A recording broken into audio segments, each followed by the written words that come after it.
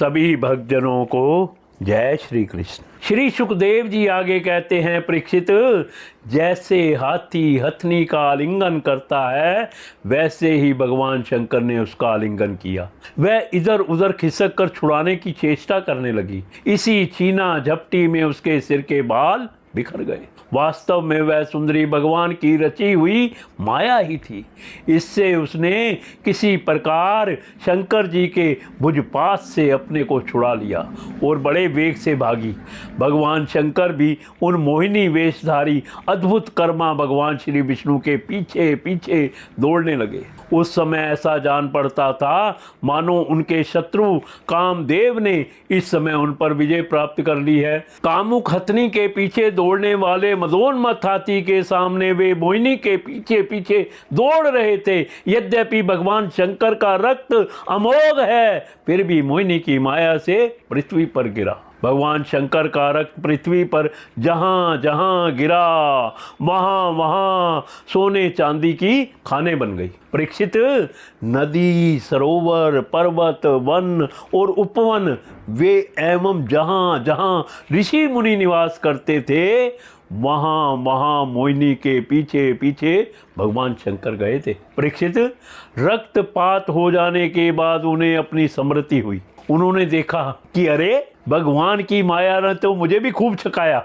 वे तुरंत उस दुखद प्रसंग से अलग हो गए। इसके बाद आत्म स्वरूप सर्वात्मा भगवान की यह महिमा जानकर उन्हें कोई आश्चर्य नहीं हुआ। वे जानते थे कि भला भगवान की शक्तियों का पार कौन पा सकता है। भगवान ने देखा कि भगवान शंकर को इससे विषाद या लज्जा नहीं हुई है। तब वे पुरुष शरीर धारण करके फिर प्रकट हो गए और बड़ी प्रसन्नता से उनसे कहने लगे, श्री भगवान ने कहा, देव शिरोमणे, मेरी स्त्री रूपणी माया से विमोहित होकर भी आप स्वयं ही अपनी निष्ठा में स्थित हो गए। यह बड़े ही आनंद की बात है। मेरी माया अपार है। वह ऐसे ऐसे हाव भाव रचती है कि अजितेंद्रिय पुरुष तो किसी प्रकार उससे छुटकारा पा ही नहीं सकते।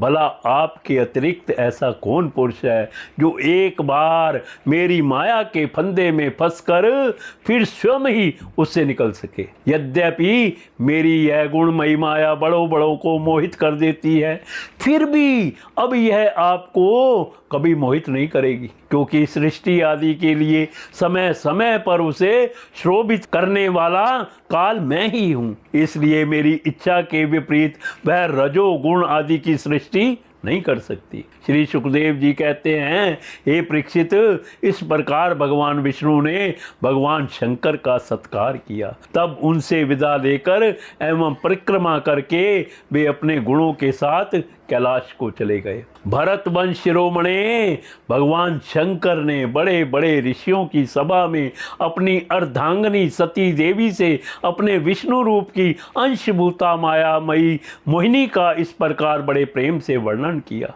देवी, तुमने परम पुरुष परमेश्वर भगवान विष्णु की माया देखी? देखो, यूं तो मैं समस्त कला कौशल विद्या आदि का स्वामी और स्वतंत्र हूँ, फिर भी उस माया से विविश होकर मोहित हो जाता हूँ। फिर दूसरे जीव तो परतंत्र हैं ही, अतः वे मोहित हो जाएं, इसमें कहना ही क्या है। जब मैं 1000 वर्ष की समाधि से उठा था, तब तुमने मेरे पास आकर पूछा था कि तुम किसकी उपासना करते हो। वे यही साक्षात सनातन पुरुष हैं।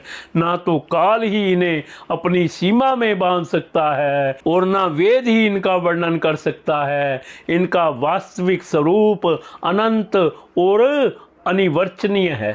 श्री सुखदेव जी कहते हैं, प्रिय परीक्षित, मैंने विष्णु भगवान की यह ऐश्वर्य पूर्ण लीला तुमको सुनाई, जिसमें समुद्र मंथन के समय अपनी पीठ पर मंदराचल धारण करने वाले भगवान का वर्णन है।